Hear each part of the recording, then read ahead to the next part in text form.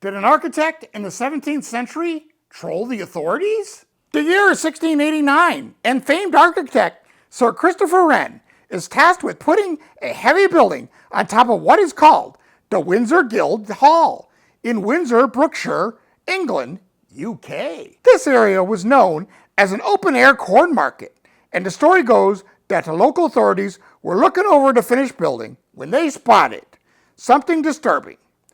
Wren had neglected to place support columns in the middle of the structure.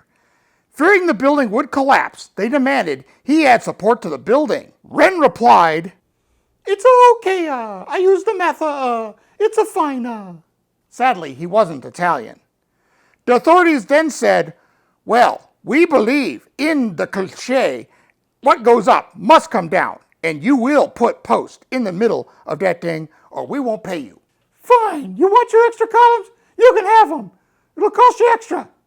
So Wren complied and added 4 new columns to the structure.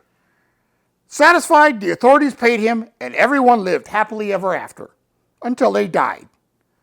No, not because the building collapsed, but that's just what happens when time goes by. Anyway, 100 years later, inspectors were checking the building and found that these pillars were a ½ inch too short, not touching the ceiling at all. Supposedly because Wren had that much faith in his design, he built the columns an inch short, thus thumbing his nose at the autori-tie. This famously became known as Wren's joke. But here's the rest of the story. Problem is, this story is totally false. It turns out that Christopher Wren never worked on this building and that the columns may have been moved there in 1829 due to a renovation to the hall. In fact, the columns do touch the ceiling. There's a smaller support you can't see being blocked by the crown of the columns. This is one of those stories you wish was true, but really isn't. Back in the 80s, Ripley's Believe It or Not TV show did this exact story, leaving out the part I just told you. Thanks for getting me all worked up, Jack Palance, if that is your real name. I choose not Ripley. There is, however, a modern day equivalent to this type of tricky architecture that almost went horribly wrong.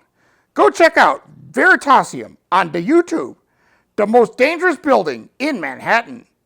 All I gotta say is 9/11.